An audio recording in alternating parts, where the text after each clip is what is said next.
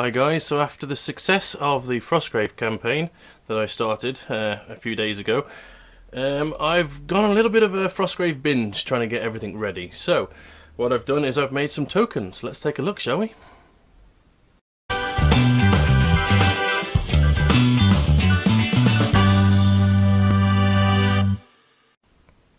Right, so this is them. Now, what you can see in front of you is my normal soldiers that you'll have seen before. I've also got the treasure tokens that, again, you will have seen before. What you haven't seen, unless you've been following the Frostgrave pages, is these doohickeys. So I thought I'd give a better sort of look at them and explain how they were made. Right, so, those of you who don't know, I have a plastic card cutting machine, a silhouette portrait. It's designed for cutting card and all that sort of thing, but I've found that it can actually cut 0.25mm plastic card, and that's enabled me to do some pretty interesting stuff. I also use it to cut acetate to make stencils. Points if you noticed my t-shirt. That's one that I've made recently using a stencil. You'll see it at the end of the video anyway. So points down in the comments if you can say what that's from. Now, gone a bit off topic there. To make these guys, basically all I've done is I've used a 40mm base, as you can see. I cut a 39mm circle, and in that I've put this sort of magic circle detail. Now these are designed to be used as scenario pieces, so they can be a teleport pad or somewhere that monsters are going to start spawning on, all that sort of stuff. I've gone for blue and for green just in case we need to use two different colours. On both of these, what I basically did was I sprayed them grey, and then I used a watered down colour, so in this instance blue and this one green. I used it in all of the recesses that were created by the gaps left by the plastic card, and then dry brushed it grey, and it's picked up a little bit of the blue because the blue wasn't dry, and that's fine because it's not really coming up on camera, but in real life it's given them a little bit of a funky glow for the colour that they are. Which I'm really liking the look of. So that's those. What I also did is I decided to use a spell for my spellcaster, which is basically exploding runes.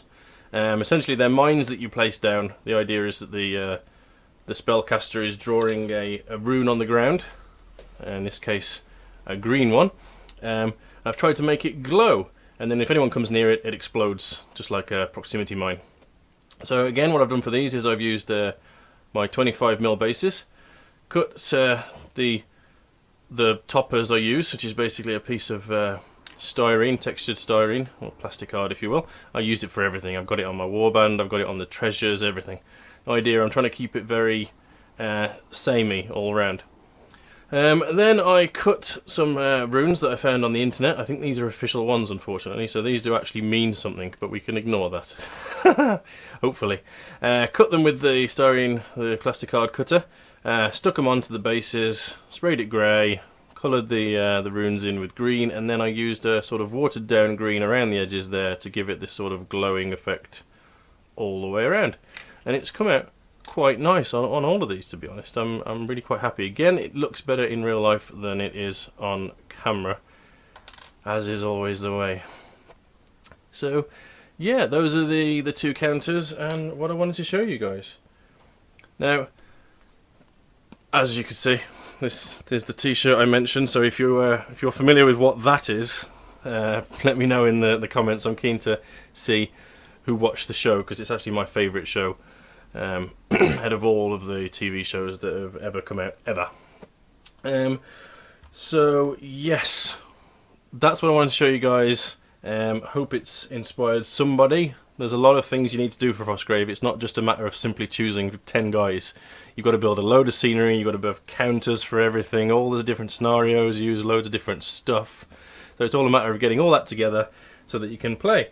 There's also some monsters I've ordered that I'm going to have to paint up because the old D&D box doesn't have the right number of certain monsters that I need for certain campaigns. So alas, I'm having to buy some and paint them up, which is kind of what I was hoping I wouldn't have to do with a box full of millions of monsters. Again, if anyone wants to see what's in those boxes, because there's all sorts of D&D monsters and everything from the monster manual, basically. There's just loads of them.